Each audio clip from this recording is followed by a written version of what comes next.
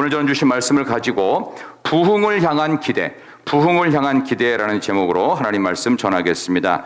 카이스트 입학 시험 문제 중에 이런 게 있었어요.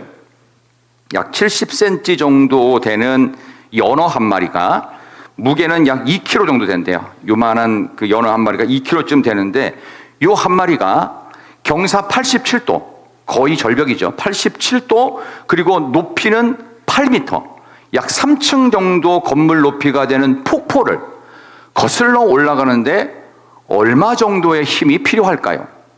카이스트 입학시험 문제였습니다. 이 문제 하나를 1시간 안에 풀어내야 됩니다. 나름대로 수학적인 총 지식을 다 동원시키고 막 물리역학적인 것까지 계산해서 그 힘을 측정하는 거예요. 여러 명의 학생들이 시험을 치면서 굉장히 고심하는 소리가 들리는데 어떤 한 학생이 1분도 안 돼서 답을 딱 쓰고서는 나가는 거예요. 뒷모습이 진짜 영재 같아 보였어요. 그래서 카이스트 감독관이었던 교수가 가가지고 이렇게 문제집을 딱 보면서 딱 봤어요. 정말 놀라운 답이 써 있었습니다. 뭐라고 써 있었을까요? 죽을 힘을 다해 뛰어라. 그럼 된다는 거예요. 죽을 힘을 다해 뛰어도 목회도 그렇게 잘 되는 게 아니고, 죽을 힘을 다해서 전도해도 뭐 그다지 열매도 없는 것 같고, 죽을 힘을 다해서 힘들여서 애들을 교육시켜 놨는데 잘 모르겠어요. 잘 되는 건지 모르는 건지. 교회도 마찬가지고 우리의 인생도 마찬가지입니다. 저는 오늘 부흥을 향한 기대라는 제목으로 지금 말씀을 전하고 있는데, 우리 한국교회는 요즘 굉장히 많은 충격에 시달리고 있습니다. 근데 충격에 시달리고 있는데 이걸 어떻게 벗어나가야 될지 사실은 방법이 떠오르지 않습니다.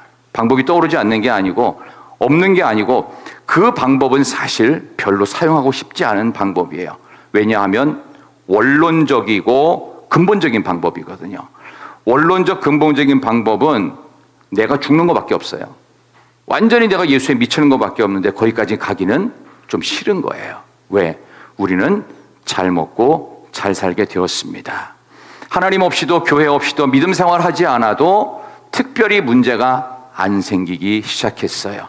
그러다 보니 우리에게 있어서 이 방법은 별로 탐탁치 않은 방법이 될 수 있는 창세기 1장 27절, 28절, 태초에 하나님이 천지를 만드셨을 때 사람을 향한 명령이었습니다. 생육하고 번성하고 땅에 충만하라, 땅을 정복하라. 이 문화 명령을 통해서 하나님은 우리 인생의 새로운 부흥, 교회의 부흥, 우리의 삶의 모든 자리가 새롭게 변화되기를 원하고 계십니다. 근데 우리 한국교회는 대단히 큰 충격을 지금 받는데, 그 방법은 뭐 여러 가지, 조사 통계 이런 게 많겠죠. 비종교인들한테 물었대요. 당신들이 종교를 만약 가지게 되면 비종교인들이 어떤 종교를 갖겠냐고 한국 사람한테 물었어요.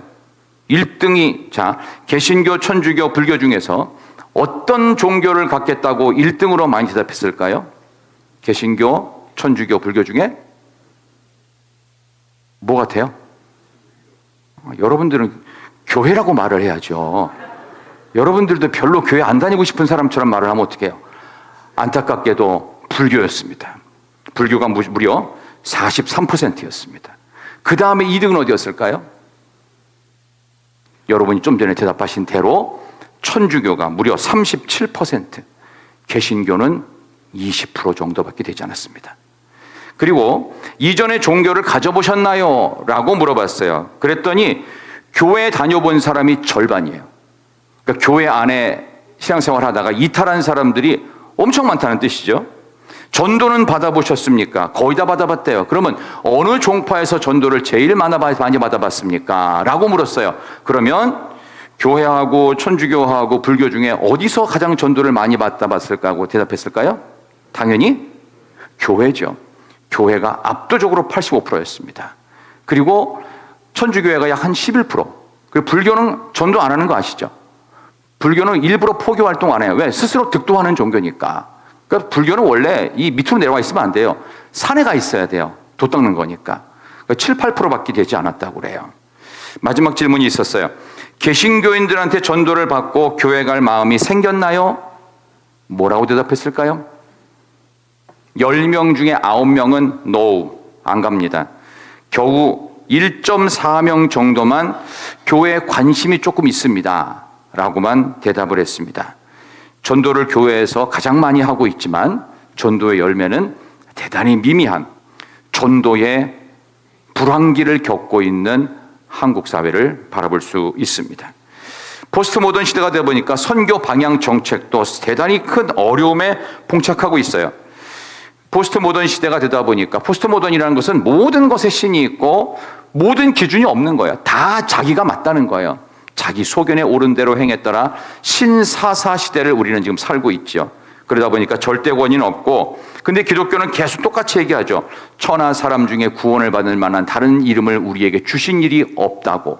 근데 그 누구도 이 부분에 대해서 크게 감동받거나 설득당하지 않고 있는 시대를 살고 있습니다. 교회에서 하는 선교에 대해서는 너무 도전적이다, 너무 공격적이다, 이렇게 비평하는 사람들이 많습니다. 근데 천주교는 안 그렇습니다. 천주교는요, 전도하는 방식이 달라요. 여긴 전도라고 볼 수 없고요. 그냥 이미지 메이킹 이렇게 보시면 돼요. 자, 이렇게 하는 거예요. 이 시대에 아픔을 겪는 사람들 곁에 우리가 함께 하겠습니다. 멋지죠? 고난당하는 이들 곁에 우리도 있겠습니다. 벌써 감동이 와요. 세 번째, 다음 세대 가정을 살리는 일에 어떤 대가도 지불하겠습니다.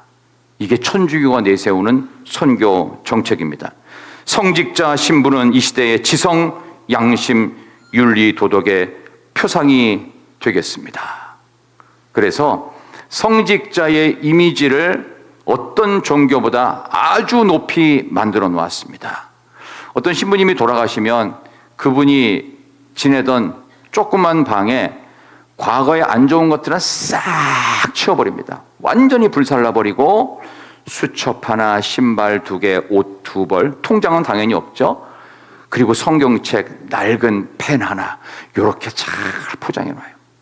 포장하는 거예요. 포장하는 거. 그게 가톨릭이 하고 있는 전형적 방법입니다.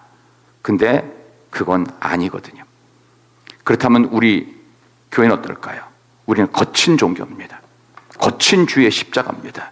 그래서 우리는 천사들이 모이지 않습니다. 병든 자들만 모입니다. 십자가 예수 앞에서 병 고칠 사람들이, 종합병원이에요. 종합병원 세트로 다 있어요. 우리 모두 그렇습니다. 그러니까 우리 중에 누구라도 괜찮은 사람은 없는 것입니다.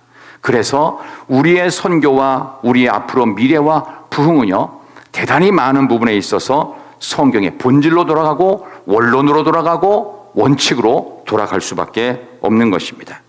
여러분, 그런 점에서 교회가 부흥하려면 3가지가 필요해요. 첫 번째는 이동성장, 다른 데서 옮겨온 교인들도 필요하고, 또 하나는요, 회심성장, 완전 불신자들이 교회 등록하는 경우도 필요하고, 세 번째, 이게 정말 제가 오늘 말씀드리고 싶은 이유인데요, 출산성장입니다. 애를 많이 낳아야 됩니다. 아무도 지금 아멘을 안 합니다. 왜냐하면 별로 관심 없습니다. 한국 사회를 망가지게 하는 근본이 여기 있었습니다. 둘만 낳아 잘 기르자에서 하나만 낳아 잘 길러도 되자, 이제는 어떻게 해요? 웬만하면 결혼도 하지 말자, 나 편한 대로 살자. 국가에서는 어떻게 해요? 1인 주택들을 계속 공급해야 됩니다. 그러니까 결국 나라가 망하는 길입니다. 그렇게 될 수 없어요. 한동안은 그래도 몇 년 전에는요, 이 출산 장려 정책에 대해서 국가가 손을 못 대니까 이제는 어떻게 하냐면 교회에다가 부탁하는 경우도 있었다가 또 정권 바뀌니까 모르겠어요.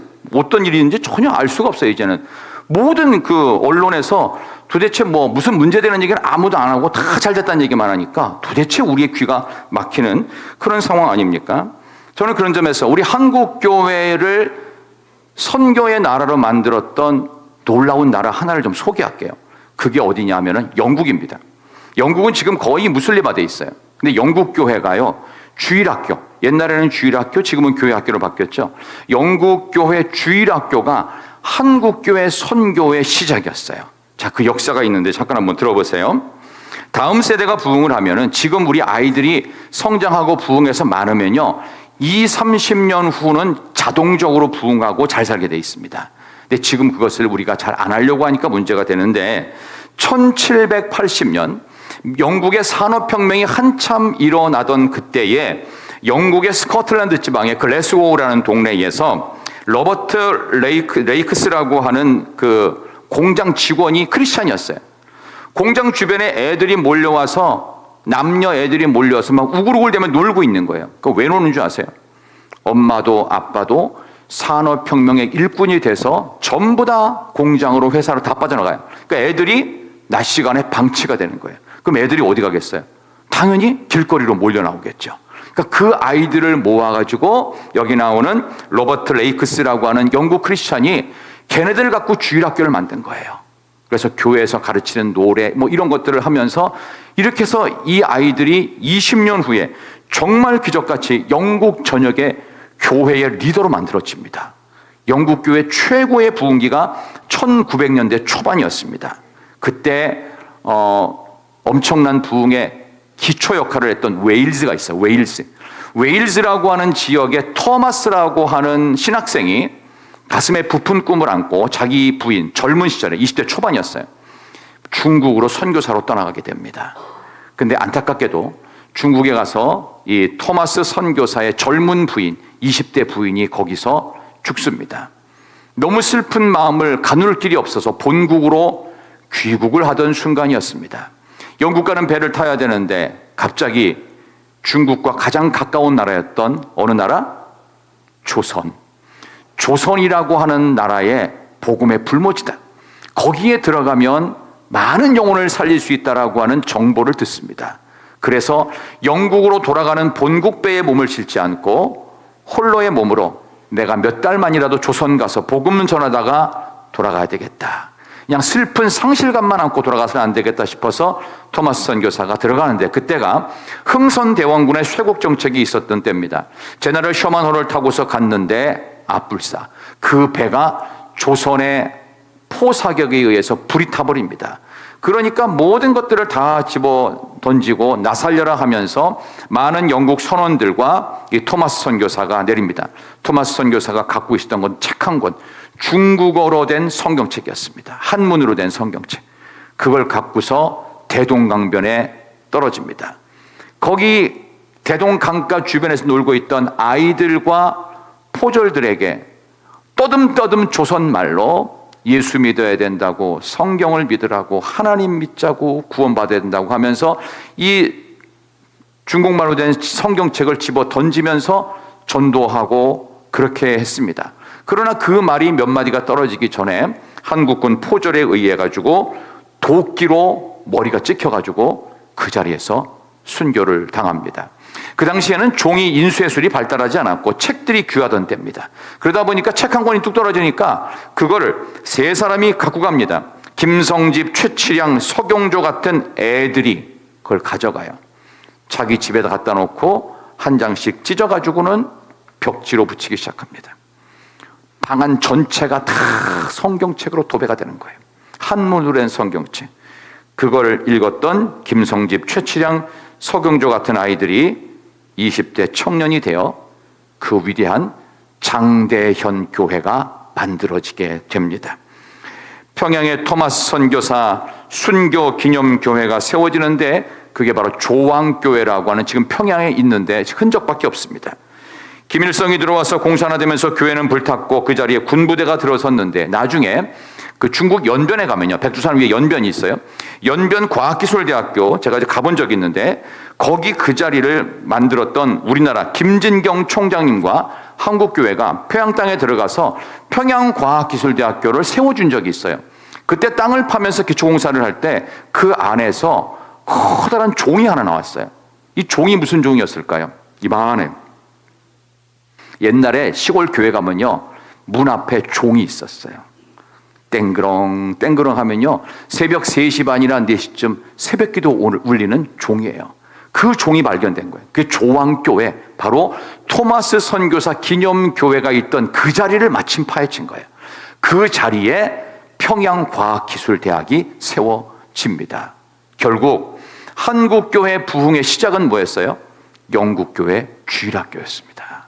그때 공부했던 아이들, 그때 성경을 배웠던 아이들이 20년, 30년 후에 세계 선교사로 만들어집니다. 우리는 그런 꿈을 지금부터라도 꾸어야 될 필요가 있습니다. 우리 교회 학교 아이들이 많지는 않아요. 그렇지만 많지 않다고 없는 게 아닙니다. 있는 겁니다. 생각보다 많이 있을 수도 있습니다. 그런 점에서 교회 학교 아이들을 향한 마음이 새로워질 필요가 있어요. 1, 2차 세계대전 이후 영국 교회는 급격하게 몰락하기 시작했고, 말씀드린 대로 지금 영국 교회는요, 실제로 100년 된 교회, 200년 된 교회, 이런 교회들이 1년에 200~300개씩 계속 무슬림의 사원으로 팔려나가고 있는 지경입니다.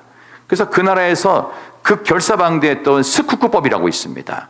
이교도한테 이거를 팔아서는 안 된다. 근데 그게 통과가 돼서 영국 사회는 지금 크리스천의 국가이면서도 실제는 무슬림이 가장 많습니다.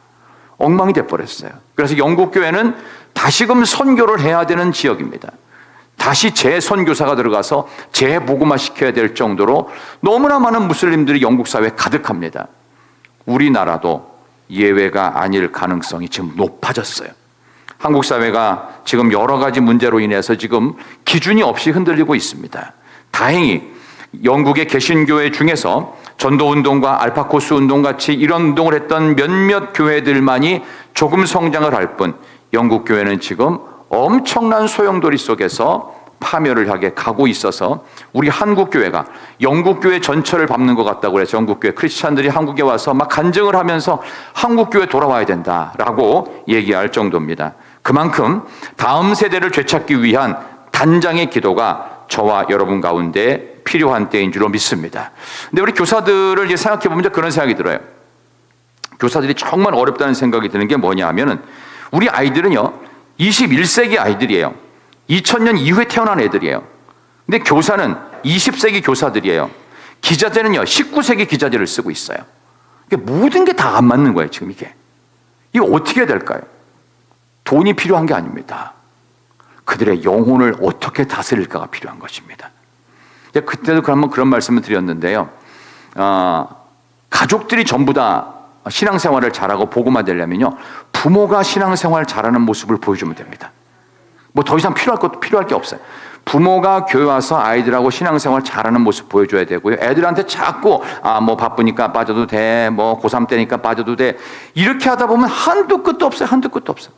그러면 온갖 핑계거리만 있지, 마음이 없어서 안 간 거고 예수를 안 믿으니까 안 가는 거지, 실제로 교회에서 기자재가 문제돼서 안 가는 게 아닙니다.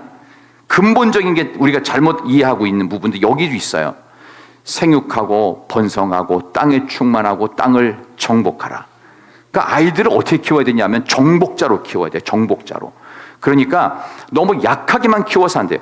오냐 한다고 되는 게 아니에요. 부모들의 신앙이 아이들한테 그대로 전수가 됩니다. 정말 그렇습니다. 그러니까 저 같은 경우는 참 다행스럽게도 저희 아버님 일찍 돌아가셨지만 아버지가 보여주셨던 마지막 신앙 고백이 딱 한마디였어요. 돌아가시기 직전에 유언이 딱 한마디였어요. 나는 참 감사했다고. 그게 제가 기억하는 저희 아버지의 마지막 유언이었어요. 그럼 나도 감사의 신앙을 그대로 이어받아야 되겠다. 그게 제가 25살 때 들었던 저희 아버님의 유언이었습니다. 그게 1992년 얘기예요. 일찍 돌아가셨죠. 벌써 30년이 훌쩍 지나갔습니다. 그리고 제가 여기 있어요. 여러분도 비슷할 것입니다. 여러분들은 무엇을 붙들고 신앙생활하고 있습니까? 우리 교회 학교 아이들, 우리 다음 세대들은 도대체 뭘 붙잡고 신앙생활할 수 있을 것 같아요? 우리가 보여주는 예수 잘 믿는 그 모습입니다. 그게 제일 중요합니다. 아이들에게 전해줄 것은 예수 복음입니다. 그거 하나만 있으면 넉넉합니다. 우리나라의 지금 출산율이 자꾸 떨어진다라고 하잖아요. 그건 뭐 사실인데 정말 안타깝습니다. 그러나 아직도 우리가 깨닫지 못하고 있는 가장 안타까운 사실은 우리나라의 집계만 잘 정확히 안 돼 있을 뿐 해외 입양 보내는 아이들이 1년에 1000명쯤 됩니다. 출산해서 1000명이 그냥 사라지는 겁니다. 무슨 얘기일까요? 이거부터 막아야 됩니다. 우리가 정말 그런 부분에 있어서 새로워지기를 소망하면 다시 한번 창세기 1장 27, 28절의 말씀으로 돌아가야 됩니다. 한번 다시 읽을까요? 창세기 1장 27절과 28절. 하나님이 자기 형상, 시작. 사람을 창조하시되 남자와 여자를 창조하시고 하나님이 그들에게 복을 주시며 하나님이 그들에게 이르시되 생육하고 번성하여 땅에 충만하라. 땅을 정복하라. 바다의 물고기와 하늘의 새와 땅에 움직이는 모든 생물을 다스리라 하시니라. 아멘. 27절은 전 세계의 성은 딱 두 개밖에 없어요. male, female. 남자, 여자. 이거는 불변입니다. 이거 통과시키겠다는 게 양성평등법 내지는 포괄적 차별금지법, 온갖 인권법에다가 막 집어넣으려고 하죠. 이게 왜 그러는 줄 아세요? 하나님의 흔적을 지우려는 불신자들의 악한 동기입니다. 포괄적 차별금지법을 빙자한 유사한 이름으로 만들어진 법이 우리나라에서 통과되는 한 우리나라는 참으로 안타깝게도 못 사는 나라로 확 추락해버릴 것입니다. 절대로 동조할 수 없습니다. 그 누가 쳐들어와도 이 부분은 용납할 수 없는 것이 성경에 있는 그대로 하나님이 사람을 만들 때 남자와 여자만 만들었지 다른 성이 만들어지지 않습니다. 다른 성을 주장하는 것을 뭐라고 하는 줄 아십니까? 정신병이라고 말합니다. 병은 고치면 되는 거 아니에요. 근데 고침받을 생각은 안 하고 병을 더 확산시킬 생각을 하고 본인의 병이 정상이라고 평범한 사람들을 갖다 현혹시키고 있어요. 이게 사탄의 일이에요. 이러면 안 돼요. 절대로 되는 거 아닙니다. 두 번째, 복을 주셨는데 생육, 번성, 충만, 정복하라고 했어요. 우리에게 주신 복은요, 출산의 복입니다. 그래서 어떤 분이 계산을 했어요. 예일대학교에 헤럴드 모르위치 박사가 계산을 했어요. 그러면 사람 한 명을 현대의 최첨단 과학기술로 만들어내려면 여러분 한 사람을 최첨단 과학기술을 통해서 만들어낸다면 과연 돈이 얼마나 들까? 사실은 불가능해요. 피를 못 만들어요. 우리는 아직도 인체 약간 인공장기는 좀 만들어요. 근데 피는 절대 못 만들어요. 근데 만약 이것을 만드는 것을 위해서 최대한 돈 쓰고 시행착오 거쳐가지고 만약에 돈을 최대한 써가지고 한 사람을 인공적으로 만들어낸다면 돈이 얼마나 들 것 같아요? 입양 가는 애 그냥 데려오는 게 빠르지 않겠어요? 근데 이걸 계산하는 사람이 있어요. 여기 나오는 예일대학교 모르위치 박사 계산했어요. 얼마 드냐? 6,000조 달러. 6,000조 달러면은 얼마인 줄 아세요? 지금 환율이 1,400원이잖아요. 그러면 한국 돈으로 854경. 이해가 되세요? 무슨 단어인지? 지금 미국 1년 총 생산이 8,800조, 중국의 1년 총 생산액이 5,500조, 한국은 내년에 700조래요. 그러면 이게 계산이 안 나와요. 미국 전체 예산의 1,500배가 넘어요. 이 854경은 1년 지구 전체 예산이에요. 애가 한 명 태어나면요, 지구 하나가 태어나는 거예요. 애가 2명 태어나자 지구가 2개가 생기는 거예요. 위대한 우주가 아이들의 출산과 함께 태어나. 우리 저 뒤에 있는 우리 지와 있죠. 우주 하나가 땅 태어난 거예요. 새로운 별이 출생한 거예요. 이게 엄청난 일이 엄청난 일. 그러니까 한 영혼이 그만큼 소중하다는 겁니다. 그래서 우리에게 있어서 한 사람의 존재는 그토록 위대하다. 그래서 원래 출산을 하다 보면은 2명 나오면 본전입니다. 2명 나오면 잘했다고 하지 말고 휴 살았다 이러면 돼. 유지만 돼. 유지만. 증가가 안 돼. 2명 나오면 증가 안 돼요. 그러니까 몽골 같은 때는 보통 한 5명 정도 낳죠. 5명에서 6명. 대단히 잘하는 나라입니다. 몽골은 앞으로 영원할지어다. 칸의 제국이여 영원할지어다. 그러면 위대한 대한민국이여 영원할지어다 되려면 어떻게 되겠어요? 힘 닿는 데까지 낳고 또 낳고 키우고 길러야 합니다. 외국에 입양 보내는 애들 다 데리고 들어와야 돼요. 다 데리고 들어와요. 보내지 말아야 돼요. 우리 안에서 살려내야 됩니다. 다른 나라 예를 볼 거 없어요. 우리는 우리 안에서 충분히 하나님 주신 말씀에 복을 얻어서 생육, 번성, 땅의 충만, 땅을 정복할 수 있도록 많은 아이들이 태어나야 되겠죠. 또 이런 기회를 통해서 제가 일부러 오늘 이번 10월 달은 특별히 우리 교회가 탄생된 또 날이기도 하기 때문에 제가 다시 한번 이 부분에 대한 본질적인 얘기를 말씀드리는 것입니다. 인류의 시작이고 창세기의 성경적 가치는 누구는 누구를 낳고 누구는 누구를 낳고 누구는 누구를 낳고 이런 이야기로 쭉 나오고 있어요. 이게 우리의 인생의 시작이자 끝입니다. 온 우주의 최고의 가치입니다. 아기 많이 낳읍시다. 우리 주변에 있는 젊은 사람들에게도 다시 한번 강조해 주시고 결혼해서 아기를 꼭 2명 이상 낳자. 이런 마음으로 우리 몽골 학생들은 6명, 7명씩 낳으시고 우리 한국 사람들은 3명 정도는 낳아서 많이 낳아서 잘 기르고 위대한 대한민국 만들어가는 일에 여러분 모두가 주인공 될 수 있기를 소망합니다. 우리에게는 이 희망밖에 없어요. 아멘이 흐지부지하죠. 왜냐하면 인기 없는 설교자를 오늘 저는 등극을 하면서 다시 한번 성경의 본질만을 전하고 있습니다.